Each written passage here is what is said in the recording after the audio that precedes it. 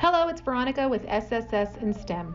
One of our primary goals for our participants is to help you successfully graduate from college and prepare you to apply and enroll in graduate school. Today's video, we have reached out to TAMUC alumnus Jaime Chapa. He is a current graduate student at Texas Tech University studying philosophy. We hope you enjoy it as he shares his experience transitioning from TAMUC to Texas Tech. Make sure to watch to the end, leave a comment, and complete the survey for active participation. Hey guys, so I'm here doing this video to talk about grad school. I was asked to do this, I'm assuming because I was also in your spots, specifically as an undergraduate at Texas A&M University, Kingsville. I want to sort of structure this video by way of asking questions and giving you answers to those. These are questions that I think that would have been helpful for me when I was applying out, and that I would have liked to be answered, that would have given me just so much more clarity and insight concerning the process. Okay, first question. Should you go to graduate school? Tough question, but it's something you need to ask yourself. Now, it's not easy to answer, obviously. So how do you get sort of moving in the right direction to answer this question? Well, there's some other questions you should ask yourself first. What do you want to study, if you want to study at all, after your undergraduate degree? And what do you want to do as your career after undergrad? And if the answer to that question is, well, I want to be a lawyer, or I want to be a doctor, or I want to be a professor, or I want to be a social worker, or I want to be a philosopher, like in my case, then you're going to need to go to graduate school. So that should make your decision easy. I think something that people don't know is that there are a lot of programs out there, like in my case, for philosophy, that pay you to get your degree. I get 85 to 90% of my tuition covered from the department. I also make a wage by being a teaching assistant. And this is not just unique to philosophy. This happens in psychology, this happens in biology, this happens in a lot of other sciences and a lot of other degrees. So you need to look into these things and figure out whether or not the kinds of things that you want to do or you'd be inclined to do in graduate school.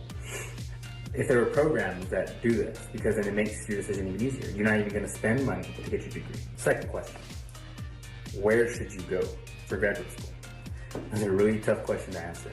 There's at least two other questions that you need to ask yourself in order to get an answer to this question. Where are you willing to move? Myself, I'm 500 miles away from my hometown. I'm okay with that. I'm okay with being 1,000 miles away, which I may be due to my PhD program. But this is not an easy answer, an easy question to answer for everybody. Some people like to be closer to home, and so that's going to limit the places that you would go for graduate school. Another sort of question or thought to keep in the back of your mind when you're deciding where to go or where to apply. For most degrees or most programs or most fields, there is going to be a ranking that you need to find out where it's located online. For philosophy, there is this thing called the Philosophical Gourmet Report, which ranks the universities all over the world, from best to worst. And if you want to do really well in your field, then you may want to be in one of those programs. Of course, the closer to the top that university and program is, the harder it will be to get in. Perhaps it may even reflect how rigorous that program is. So you want to look at this ranking and then maybe whittle it down to what areas you would like to live in. Perhaps even if you want to be real and honest with yourself, what programs you believe that you have a shot at getting into. Because it does take some money to apply concerning application fees, GRE scores. Sometimes it takes some interviews that they fly you out, but of course they only pay a certain amount of money to meet you to make sure that you're a right fit for the university. Last question, are you good enough? The best way that I can help you to answer this question is to give you my background. I graduated high school in 2010 from Robstown High School. I had no aspirations to go to college. I got my welding certificate, and then I went to work in the rigs And it was there that I decided to apply to college. I stumbled around the first couple of years. I didn't know what I wanted to do. Then I finally found out that it was philosophy that really interested me in the university and that I was willing to apply myself to do well in. At the same time, I had a kid and it became extremely difficult to do a lot of stuff. I had to start working.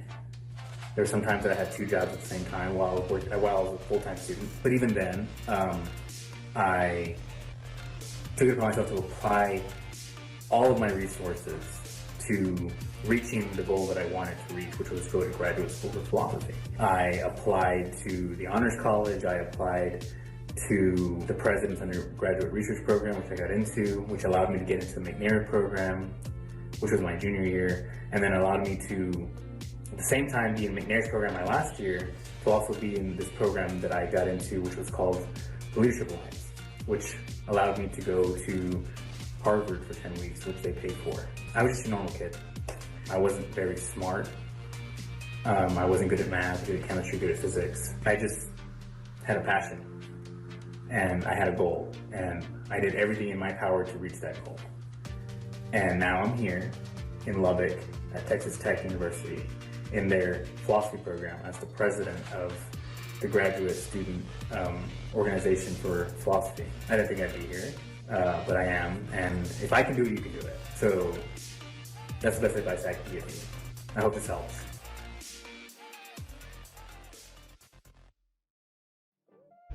Thank you for watching. If you think you are interested in grad school or have any questions about the process, you can call us or email us. Also, remember we are on campus at Eckerd Hall, available to meet Monday through Friday, 8 a.m. to 5 p.m. We look forward to seeing you. As always, thank you for your time.